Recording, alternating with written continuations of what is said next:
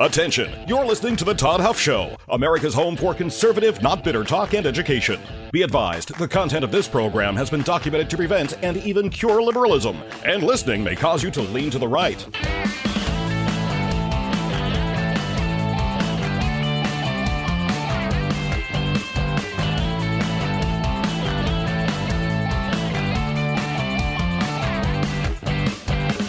And now, coming to you from the Full Suite Wealth Studios, here's your conservative but not bitter host, Todd Huff.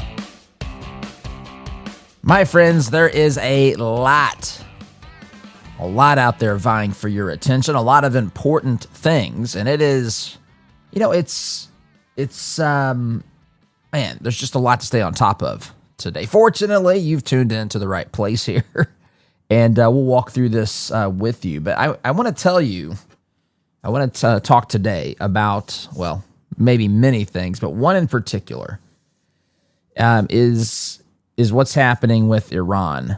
You may have, I don't want to say hit the back burner, but we have, again, so many things vying for our attention. We have primary season.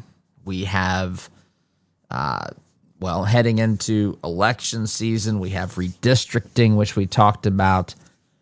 We've got what's happening in Cuba.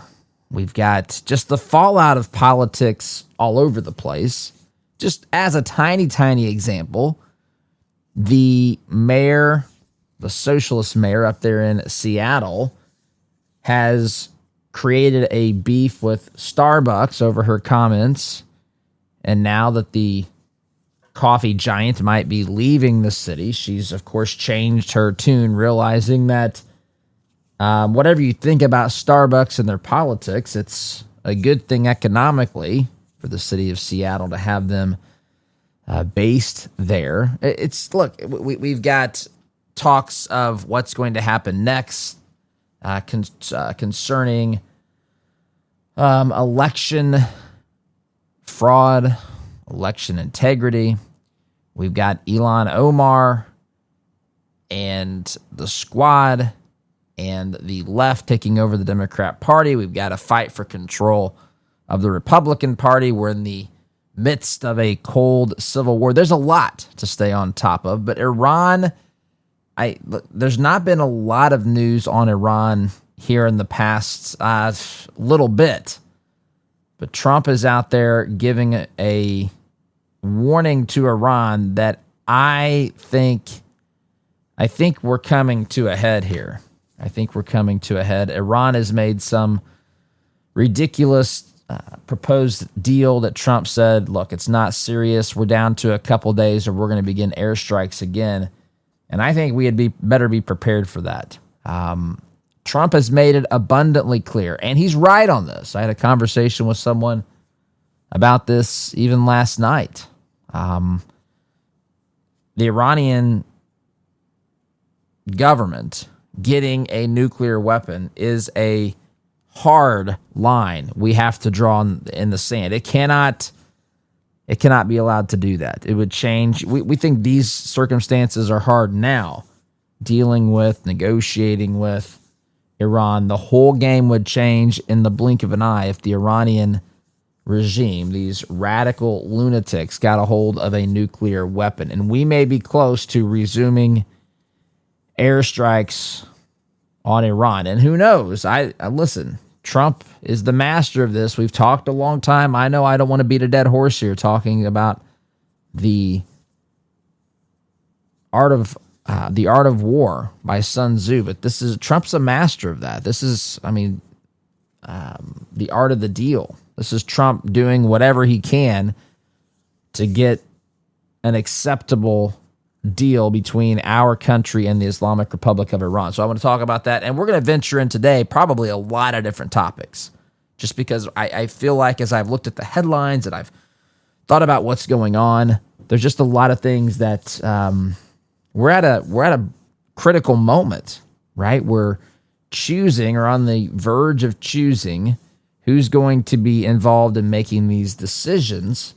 Not in the White House necessarily, but in Congress. Is Trump going to be inhibited in a major way, or is he going to come out he and Republicans going to come out victorious, able to continue to implement his agenda, hopefully even more aggressively here in the latter half of his second term of office. So that's where we are headed today, my friends.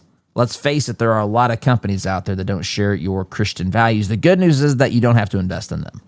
At 4-8 Financial, they specialize in biblically responsible investing. They'll help screen out companies that go against your faith, your values, and create a plan that's tailored to your goals. And they'll handle all the heavy lifting so you can focus on what really matters. If you want to see how your current investments align, to what degree they align with your values, there's a way to do that. You can go to 48financial.com/Todd. Again, that's 48financial.com/Todd. And they will show you. They'll do that heavy lifting, all the work. You just answer a few basic questions, and they'll get you an assessment so that you can see if your values are aligned with your investments. 4-8 Financial, because your values matter, and so does your money. All right, let's get into this a little bit deeper here. President Trump, this is at, Newsmax.com. Trump in no hurry to conclude Iran deal. President Trump told reporters Wednesday, that would be yesterday, that he was giving one shot for a deal with Iran that would immediately open the Strait of Hormuz, Newsmax reports. Trump added the administration was prepared to act, but he stressed he was in no hurry to escalate tensions. Now, you might say, well, that's Todd, that's saying that we're going to buy some time here. We're going to, there's no urgency. I've said this for a long time. Trump is doing what he's always done. He's negotiating. In fact, he said earlier this week that he was an hour away from resuming strikes on Iran, giving them one more shot here to create a deal. Now he's saying he's not in any hurry. But Trump is ratcheting up, make no mistake, ratcheting up pressure on Iran. You know, when you're in a situation like we're in here with the Islamic Republic of Iran, and when you have crazy people running the show, people that chant death to America, death to Israel, people who hate you, my friends, they hate me. They believe that they are justified by Allah to wipe us off the face of the planet. They believe that they are absolutely justified by Allah to do that. And they have the one thing that they want more than anything, the Iranian regime, is just time to continue working on. Now, we've, of course, heavily damaged their ability to work on a weapon and so forth, a nuclear weapon. But that doesn't mean that it's impossible. That doesn't mean that they didn't get their hands on the enriched uranium that they're trying to weaponize. They still have, their ballistic missiles may be very crippled, but they certainly have some ballistic missiles. They don't need many, my friends, to deliver a nuclear strike on a very close neighbor in the region, Iran, maybe the UAE, maybe other nations in that region as well. And so time is what they want more than anything. And so obviously, we don't want to go to war. Trump doesn't want to go to war. I know that there are people out there that would say, then why is he? It's because, again, when you understand who this enemy is, when you understand how evil and wicked they are, and how much they would absolutely love, and again, not just love personally, but they believe it is their religious mandate to take these strikes against Israel, against other nations who are not submitting in their worldview and their religion to Allah. If you don't submit to Allah, they believe, if you refuse to do that, that they have the justification to go and to do something about it, up to and including killing the people who do not submit to Islam, who do not submit to what effectively becomes just Sharia law, Islamic law. And that's where this is. You can see just how hopeless it is to ultimately solve this sort of thing.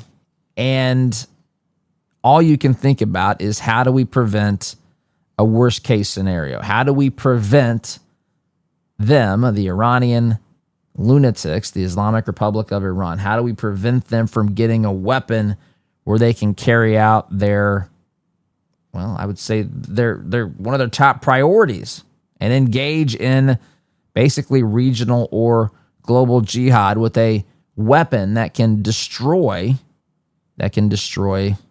their enemies. And so Trump's out here saying he's not in any hurry, but earlier this week he said he was an hour away from resuming airstrikes on Iran. Again, the point here, as I shared yesterday, I had a good conversation with a young woman who, she's reasonable, but I would say she's left of center. She said that if she voted today, she would vote for Democrats. She doesn't vote. But I told her the same thing I say on this program. There was an individual who said the people who love Trump take him seriously, not literally. The people who hate Trump take him literally and not seriously. So they get bogged down in this right here. Where he says he's in no hurry to escalate tensions with Iran. Earlier this week, he was saying they were 60 minutes away from being the target of U.S. airstrikes once again. And people who have the latter half of that perspective, who hate Trump and who take him literally and not seriously, they don't understand what's happening here, or they don't care to understand. They don't understand. But what Trump is ultimately trying to do more than anything is prevent them from getting that weapon. And that is exactly the right position to take. Trump said, I'm reading the article here. It says Trump said that in any deal, quote, we'd have to open the strait. That would open immediately. So we're going to give this one shot. I'm in no hurry. People say due to the midterms, I'm in a hurry. I'm in no hurry, he added. Ideally, I'd like to see a few people killed as opposed to a lot. We can do it either way, but I'd like to see few people killed. Some people again hear that and think, my goodness, shouldn't he want no people killed? Well, I mean, listen, if your enemy decides that there's going to be a war, we've gone through this before. The enemy decides that the United States, again, the people chanting death to America, death to Israel, if they decide that there are going to be deaths, that they are prepared to engage in war to try to kill people, the only thing that a responsible nation can do in response, a responsible nation, a responsible president, the only thing that he can do is say, okay, you've made the decision there's going to be deaths. It's my job to make sure that you pay that price and not us. We can't put Americans at risk. We can't put our neighbors, our allies, our friends at risk in the Middle East or around the world. You've decided, Iran, that there's going to be death. It's sad. I don't like to be in this position, but the reality is, if you've decided someone's going to die, it's up to me, President of the United States, to make sure that you bear that burden, that you bear that cost, and not us. Who was the general, by the way? I don't know if it was MacArthur.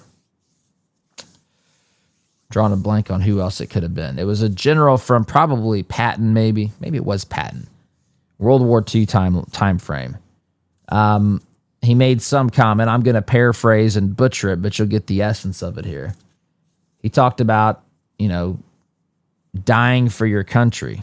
I mean, dying for your country is a noble thing. We're approaching Memorial Day weekend here, and we remember those who gave their lives for this great nation, for liberty, for the men in the foxhole next to them for this nation, for what it was founded upon, and all those sorts of things. And I'm not diminishing from that one bit, but Patton said, listen, to win a war, we have to make the other guy die for his country. That's how you win, is that you actually you force your will in that situation. When you're in that situation, and you look at some of these conflicts, and some of these, the United States clearly made mistakes getting into and didn't handle them correctly and so forth. But World War II is an example, which is when I think it was Patton who said that. That's, we didn't ask for that war. Hitler's the one. Hitler, the Japanese, Benito Mussolini, these lunatic Nazis and imperialists who wanted to take over the world and so forth. They were the ones who caused this. The only thing that we could do was kill those who were hell-bent on killing people who did not, who wouldn't just, I guess, roll over and allow the Nazis and the imperialist Japanese to do whatever they wanted. That's the only choice. It reminds me of the tough decision, the incredibly difficult decision that Harry S. Truman had to make regarding the nuclear bombs, the atomic bombs being dropped on Hiroshima and Nagasaki. These decisions get criticized today. How could a nation do this? We should never have nuclear warfare on this planet. The United States did it. Why did we do it? Well, the reason that they did it was, again, the same similar calculation. When they looked at the fights on the South Pacific front during World War II, when we went island to island, starting really the turning point of the war with Midway, and then working our way as a nation across those islands, fighting tooth and nail to take the Japanese off of those islands, defeat them. Many of the Japanese, they have a very, their cultures is very steeped in, kind of a samurai tradition where you don't surrender, basically. So it was that they resisted surrender. They fought to the bitter end. It was, even when we won those battles, they were bloody battles. And as we approached and moved towards the Maid Islands of Japan, the Japanese refused to surrender. They refused to surrender. And there's similarities now between, again, it's a different world. It's a different set of circumstances, but there's a similarity here between what's happening between the United States and Iran and the world, well, the United States leading it in the Pacific front of World War II, and the Japanese back in those days. And they refused to unconditionally surrender. And so we realized, in order to bring an end to this war, a war that we did not start, by the way, and I would contend that we didn't start this with Iran. You could say, well, Todd, we were the ones that were dropping the bombs. What are you talking about? They are the ones who made it clear that their objective is to annihilate, destroy, wipe off the face of the planet, Israel, and they would love nothing more than to do the same to the United States as well. They are the ones who are justifying the killing of their enemies. They're the ones who are ramping up, pursuing a weapon they were never supposed to have, one that they pinky swore to Obama they weren't going to pursue and so forth. But here we are. Here we are right at the moment where this is all coming to a head. I think they're very, very close to doing that. And they're playing games with surrender. And the Japanese were, maybe that's not how they would look at it, but I would say that that's what they effectively did. They said, we're not going to surrender. You're going to have to come beat us. And so Harry Truman, they did the calculations in the military, and they gave him a number, the number of casualties that they believed, based upon estimates, based upon research, based upon looking at what happened, the amount of casualties that happened when the U.S. Military was fighting to free those islands in the South Pacific from the imperialist control. They did the calculations, and they realized there would be a ton of casualties when we tried to take the main Japanese islands, because there's many more people. They're dug in there. This is the last stand. They've got this culture, this mindset that says it's dishonorable to surrender. They're not going to do it. The amount of pride was off the charts. And so Harry S. Truman decided, listen, it's terrible, but they first decided there's going to be death here. They refused to unconditionally surrender. They brought us into this war. They're the ones that attacked us at Pearl Harbor. They're the ones who, hit us with that sucker punch when no one was maybe prepared or paying attention or whatever. They even struck us on a Sunday morning because they knew that was the best time to strike a military of a nation, in spite of what Obama tells you, but of a nation that was founded with Christian values and principles and so forth. And that's what they did. And so we realized, Harry S. Truman did the calculation and realized, you know what? I don't want to do this. But they've decided there's going to be death. And it's my job to limit the number of American deaths and make them pay the price. It's a terrible decision to have to make and to be put in that position. I fully understand that. And it's awful what happened. But that's the calculation. And in a similar way, I'm not saying Trump's about to drop a nuclear bomb on Tehran or anything like that. But what I am saying to you is that is the calculation that Trump is making as well. He takes that rule very seriously. And I just have a feeling here.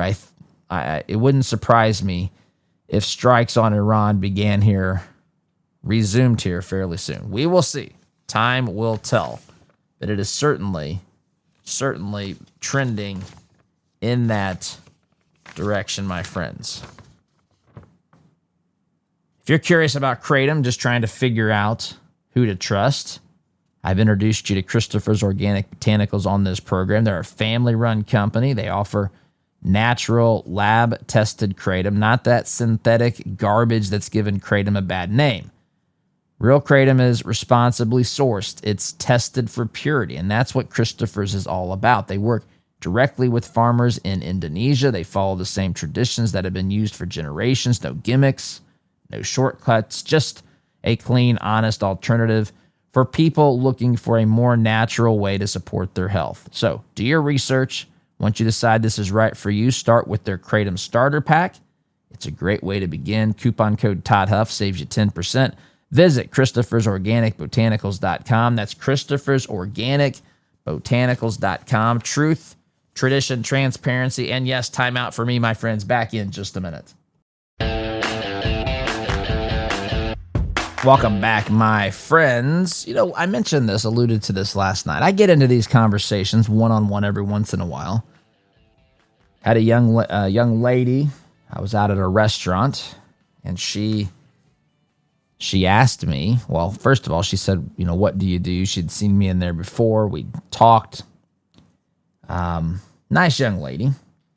And I told her I have a radio show and podcast. And that, of course, piqued her interest a little bit. And she said she wanted to know what perspective I come at this from. And I told her I'm a conservative Christian, talk radio show. And, I suspected, I knew she wasn't a radical leftist, but I suspected someone left of center, which is what we ended up realizing here. But it was a good conversation. So she immediately asked me, do you like what's going on today? To which, listen, that is a loaded statement. What does that even mean? Now, I could tell pretty quickly that she was basically asking me, do you approve of Trump and all these bad things that are happening because, of course, Trump is president. And so I asked, what do you mean? She's like, well, I mean with gas prices and everything. And I said, well, if you're asking me if I like high gas prices, I don't. I said gas prices have been high in the past, and there was a reason for that too. There's a reason for this. And as much as I hate the high gas prices, I think that this is necessary. This is necessary in the short term because of reasons I just laid out last segment with Iran, who they are. And I told her that in a shorter way that, hey, we're dealing with people. I don't think the average person realizes. I know the average person doesn't realize because the average person thinks New York City is in, Manhattan, for example, is in Virginia or something. But the average person doesn't have any idea what we're up against with the Islamic Republic of Iran. They don't. They don't realize how terrible and wicked and evil these people are. They don't understand what they would do if they wielded the power given to them by a nuclear weapon. They just don't. They don't understand that. And after talking with her, she says, I don't know if she said hate Trump. I really dislike Trump, something along those lines.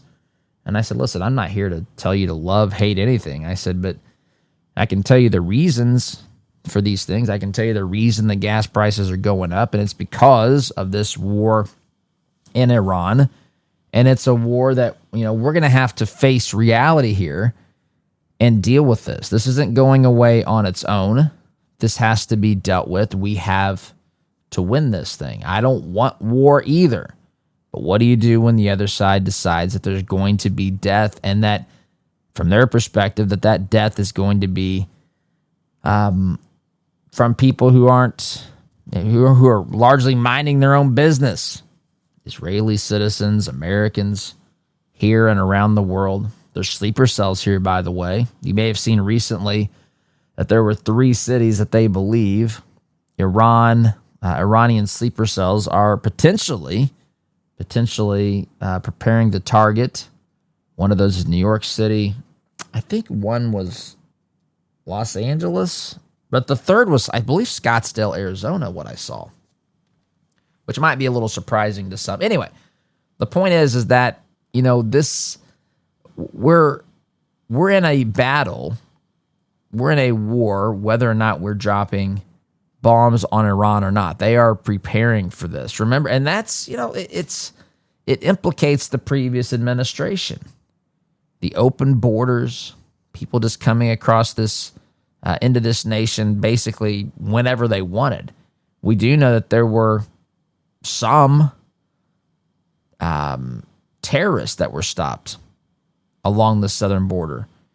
And some people might say, "Ooh, I'm glad we stopped them," but that's not the way to look at it, because you don't stop 100% of the people. Now you effectively do, because you've secured the border. But in the past, when the border was wide open, it's just a sampling of who's coming across the border. And so you come to the realization that there are terrorists that came across the southern border. I remember not too long ago talking about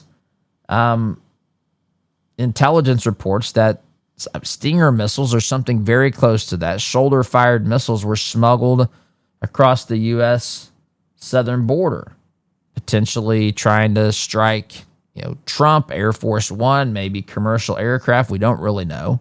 I don't know that we ever, to my knowledge, we haven't found those weapons, if that's indeed the case. These people want us dead.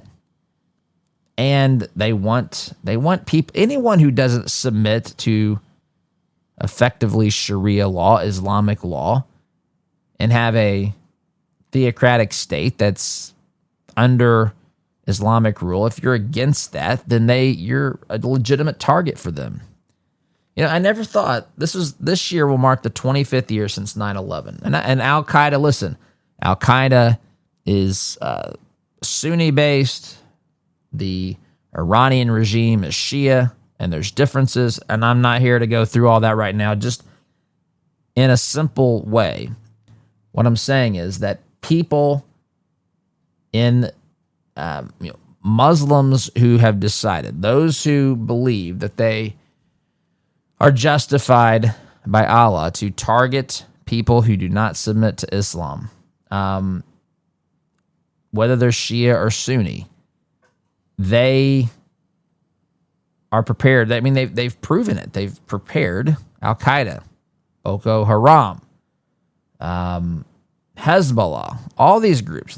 ISIS. They've proven that they are prepared to kill people indiscriminately who do not submit There are many Muslims who don't do that, but there are some, of course, that do that. And so the terminology won't be the same. Whether it's technically a global caliphate or not might depend on the sect of Islam, but you get the point. They want their version of Islamic rule to rule the world. And by that, they mean have political power, have power of the state, and you have to submit. And they've decided again that people are it's justified in killing people. And so I don't like to pay more for gas. We have a diesel. Diesel's incredibly expensive. But I also understand that this war has been thrust upon us. We're not the ones going in search of it. So, but it's interesting, in my opinion, the way I look at it, just, how some people, and she's young, and I think she's genuinely trying to figure things out. She doesn't like Trump. And I tell you these stories, again, not to identify her, but just to, I guess, illuminate how some of the people you encounter think about these things. And, we had a very, very cordial conversation. I think that she couldn't understand why I liked Trump, why I am not pro-choice. I don't think she could understand that. She made a comment in our conversation that something about her, her dad, who's, used to be a Trump supporter, now he's not. His eyes were open to how much Trump is taking away the rights of women. And I said, so you think you and I have different rights? And she mentioned abortion, and it just, she had other things to do. The conversation kind of stopped. But this, a lot of people, I think, are influenced by the way that these things are talked about in the media. They acted as though the media did, that everything was fine. Hunky-dory apple pie, as my mom used to say when I was growing up, until Trump came into office, and that caused all this chaos. I think that's not the correct way of looking at this. I think things were not hunky-dory apple pie during the Biden administration. I actually think that they were simmering and maybe even boiling beneath the surface. I think that they didn't talk about these things because they knew that if you talk about bad things in the media, that it hurts the party in power, the person in the White House. And since it was Biden and the Democrats, they didn't want to get into that.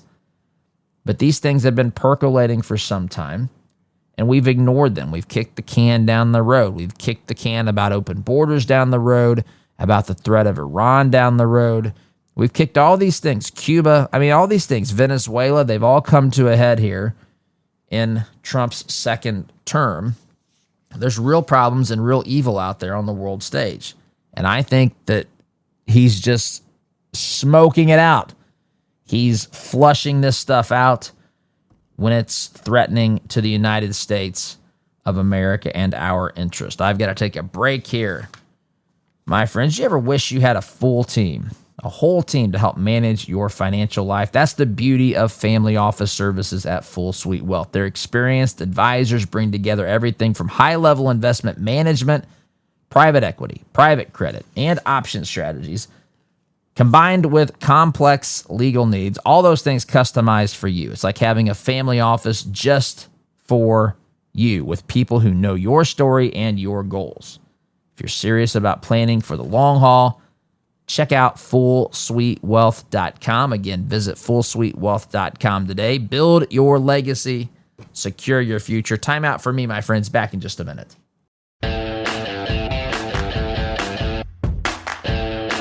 Welcome back here, my friends. Last segment here of today's program. Appreciate you tuning in. By the way, I should have mentioned off the top, if you want to be part of the conversation, if you want to share your thoughts and all that, ask questions, whatever. Thoughts, questions, feedback, all those sorts of things. Always, by the way, be sure to include the appropriate amounts of adoration and praise. I'm just kidding, although it's not a bad thing if you're polite. But regardless, you can text 317-785-1030, 317-785-1030. Friends, I want to remind you that we've been partners with MyPillow now for a couple of years. Many of you have purchased their products. I would want to say thank you. MyPillow says thank you as well. You may have their pillows, their sheets, their slippers, their towels. They've got a whole lot of products at mypillow.com. You can get discounted prices using promo code Todd. And again, I encourage you to shop there. It's a patriotic company. You get quality products that help you get a good night's sleep, that help you have comfort. The sheets are great. The towels are great. My wife raves about the slippers. And of course, the pillows are wonderful as well. MyPillow.com, promo code Todd is where you can shop and save using that discount code Todd. All right. You know, we hit on this from time to time. I just want to mention this in closing. There's a lot of fronts in this country, metaphorical fronts. We're in a cold civil war. We talk about this regularly. And I think a lot of people's inclination or initial thoughts are that, you know, this battle needs to be fought on the political in politics. And it does. That's one of the fronts that this needs to be fought on. But there's other areas that this needs to be fought on, other fronts that this needs to be fought on as well. And we've kind of identified what these fronts are. You've got things like social media. You've got science. And I don't mean the actual pursuit of real science. I mean the politicization of science. You've got, of course, government. You've got woke business out there that's driving some of this stuff. You've got the media. You've got lots of fronts that you can fight this on. But one way of looking at this is just individually, the people that are in your sphere, the people that you speak with, like this young woman that I spoke with last night. Like it or not, I know some people would rather post certain things on social media and think that they have some big flex on the liberals and the left and all of that. And that's, I suppose, fine. But we have to accept that in order to save this republic, we're going to at least have to persuade some people. And persuasion is an art. And as I think about my conversation with her last night, we didn't make any any real ground up as far as, she didn't suddenly agree with conservative principles or some such thing.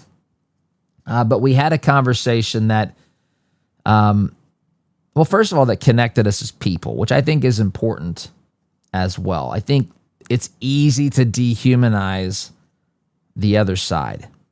And I do think that there are people, unfortunately, who are running the political machine on the radical left that are terrible human beings. But I think rank and file, the people who are out there, the people that you're going to encounter at work, in the community, maybe in your home, at school, at wherever, most of these people are not completely sold out, deranged, radical leftists. Some will be. Some will think that they are justified in wishing for your harm, for even worse than that. People who cheered for the death of Charlie Kirk and so forth. Terrible, terrible people. They're so they serve a master that's given them a morally bankrupt worldview, absolutely evil worldview. But that's not everybody. That's a minority of people. Those folks are just the loudest. And so handling those conversations the best way possible is necessary. It's not about winning an argument. It's about speaking truth, asking questions, causing people just to pause and think. You got to feel it out too. Sometimes it's not beneficial. Sometimes someone's just wanting a fight. And I would say in that case, it doesn't do any good to make your case. In fact, I would say if that is the case and the person's just looking for a fight, I would probably, if I spoke at all, I would speak with questions. I would try to get them to explain what they thought, why they thought it. If we're going to have this conversation, when it's not going to, I've got to make sure that it stays productive. I got to make sure that it doesn't devolve into something that isn't going to help anything. That's only going to fuel the other person's hatred and rage. And there might be a time you just have to say, look, I don't know that we can have this conversation. But for the people who are genuinely curious and just want to understand, even if you see during the conversation looks on their faces of absolute disbelief, just don't be afraid. Don't be afraid to speak the truth, to share your perspective and viewpoint. Do so respectively. I would say use questions a lot, but again, make sure that you've earned the right to speak. Some people just only want to have a fight. And you don't know. You don't know where it will end up. Sometimes nothing happens. Sometimes we don't know what happens after the conversation ends. Sometimes tremendous progress can be made. Anyway, I've got to go. I hope you have a great day, SDG.